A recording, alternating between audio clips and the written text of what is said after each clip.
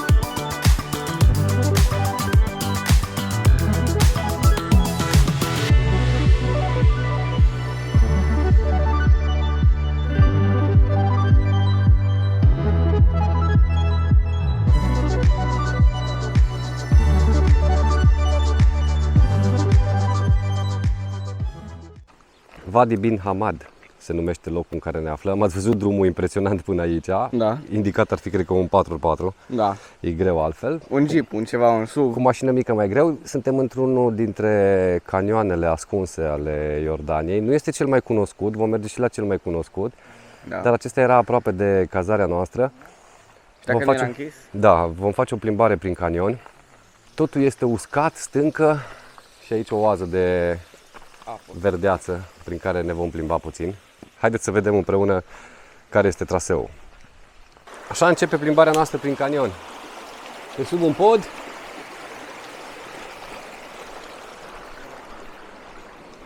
o oază de verdeață în mijlocul pustiului.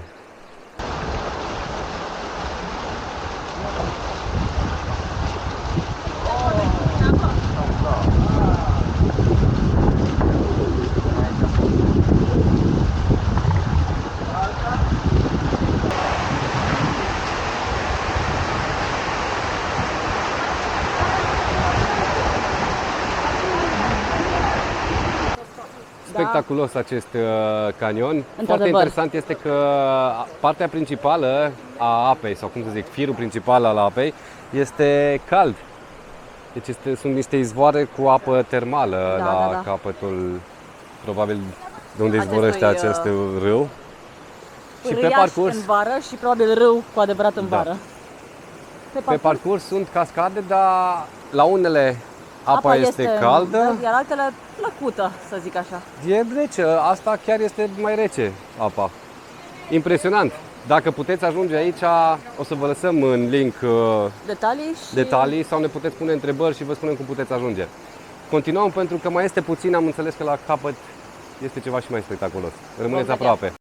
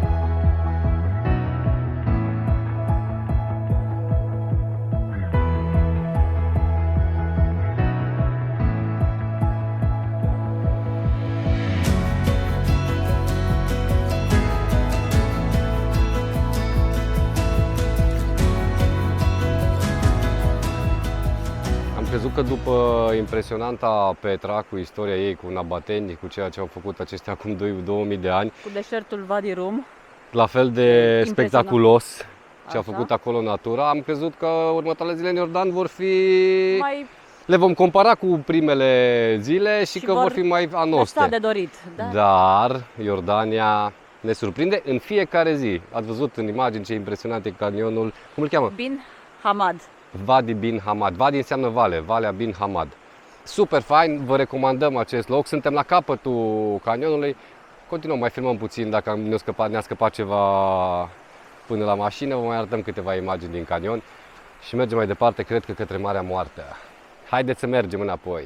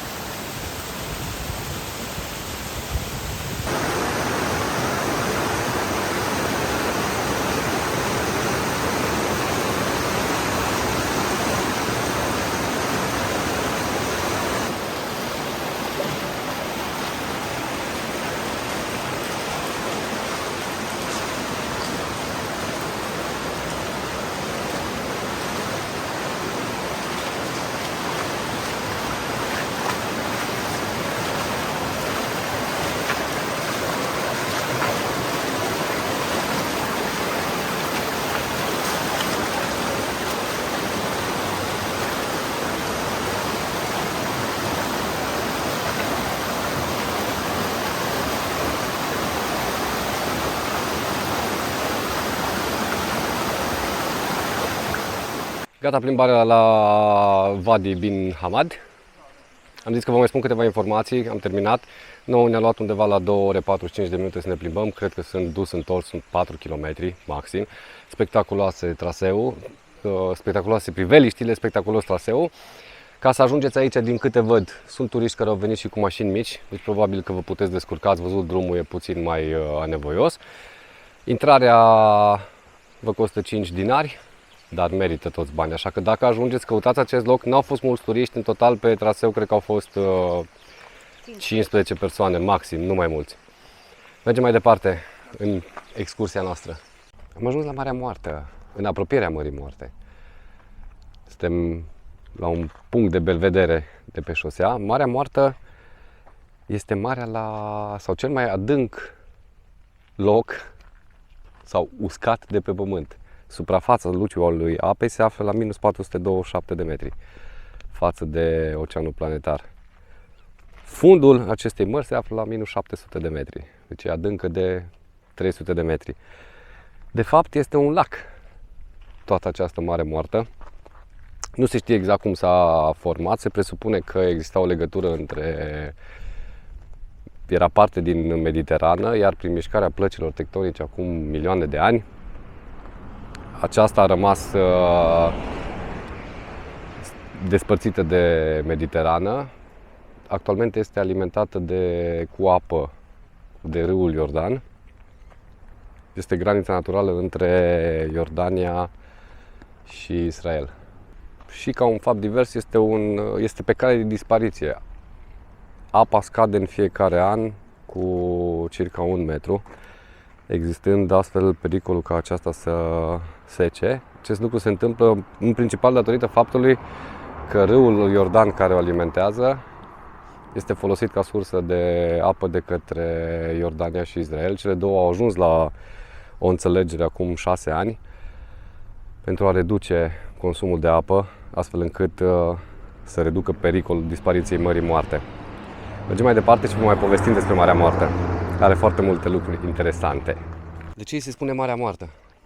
Pentru că are o salinitate foarte, foarte ridicată. Undeva la între 33 și 34. Chipuiți-vă că este de 8 sau 10 ori mai mare decât oceanul planetar. Și, datorită acestei salinități, nu trăiesc organisme vii. Cu excepția bacteriilor, nu se vede o algă, e foarte caldă. Plus, datorită salinității, are o densitate foarte mare. Adică ar trebui să plutesc. Frank deja plutește aici. Nu te poți scufunda. La un moment dat, simți că te ridică. Hai să probăm. Am luat și microfonul după mine și da, într-adevăr, plutești, poți să faci pluta fără niciun fel de probleme. Ea a fost descoperită încă din antichitate. Proprietățile sării și e foarte, foarte bogată și în magneziu. Are proprietăți benefice pentru pielea umană, astfel că încă din antichitate au folosit-o pentru tratamentul pielii. Băile cu nămol asociate cu baie în mare, se spune că îți fac pielea catifelată. Eu nu o să stau să fac pielea catifelată, dar mă duc să fac o baie. Gata cu Marea Moartă. Cea mai... Lavina a intrat în apă. Ea asociază lacul ăsta cu lacul de la Ocna Băi. Senzația cam aceeași, la fel de sărat. Ce aici în plus este faptul că nu mă usuc. După ceva timp sunt tot uleios. E o senzație uleioasă după ce ieși. Dar interesant în același timp. O să facem poze, o să vă uitați la noi pe Instagram cum arătăm în hainele cu sare. O altă chestie interesantă în Iordania sunt aceste camionete. Am văzut foarte multe, unele cu lubeniță, în funcție de ce nevoie au. Uitați-vă că toate sunt, nu știu să spun, pictate, nu sunt pictate, că sunt făcute din fier, probabil, cu tot felul de motive. Ne apropiem de Amman, de aceea se aud claxoanele. Ce mai vreau să vă spun este că, datorită faptului că Marea Moartă, sarea și proprietățile ei, sunt foarte multe afaceri,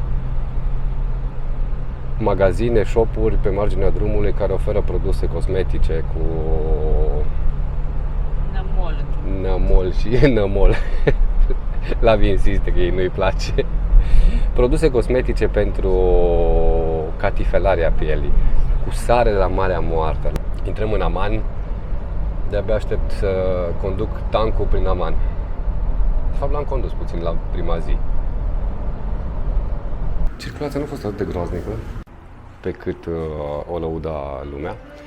Hotelul arată bine, avem loc de parcare, suntem numai bine sărați de la Marea Moartă. Așa arată după ce se... Și așa arată tricou. Am fost la... Suntem albi și sărați. Panțărul e parcat, lumea e pregătită. Cine face primul duș? Așa arată hotelul la interior, recepția.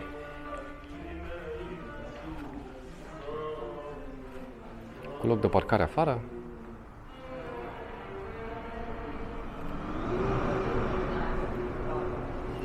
Mergem sus în cameră să ne dușim, să ne dăm jos sarea. Am dat jos sarea de pe noi și am venit la cea mai bună shawarma din Iordania, așa ni s-a spus, că aici se face cea mai bună shawarma. Este o shawarmerie ca la noi, doar că foarte aglomerată, și turiști și localnici. Și lucrează câți oameni? 4 înăuntru. Vă vom spune imediat cât de gustoasă este, dar așa este renumită atât printre localnici cât și printre turiști, ca fiind cea mai bună shawarma. Și se numește așa. Interesantă shawarma și suficient una. Nu se compară cu ceea ce mâncăm noi, e clar, că noi am preluat, tot de pe la ei probabil. Da, doar carne, nu sunt cartofi prăjiți, carne, ceva legume. Condimente locale, am simțit ceapă, roșii, suficient așa de cină. Da, și era shawarma de vită. Așa că poate mâine voi mânca 4-5. Astăzi pentru seară ne ajunge. Cred că oprim vlogul, că deja devenim plictisitori. Mergem, dacă tot suntem în Iordania, mergem să cumpărăm niște beri cu alcool, pentru că am văzut un magazin aici. Vă salutăm, vă spunem mâine dacă am făcut lucruri legale, adică dacă am băut o bere cinstită în Iordania. Nu încurajăm consumul de alcool sau consumați responsabil, așa ca și noi. Vă salutăm. Dacă v-a plăcut, știți, dați-ne un like, dacă nu v-a plăcut, un dislike sau un like și un coment. Dacă nu vă place, 2 like-uri. Da. Seara faină de aici din Iordania. Mâine ne plimbăm prin Amman. În vlogul următor vom face o plimbare prin Amman.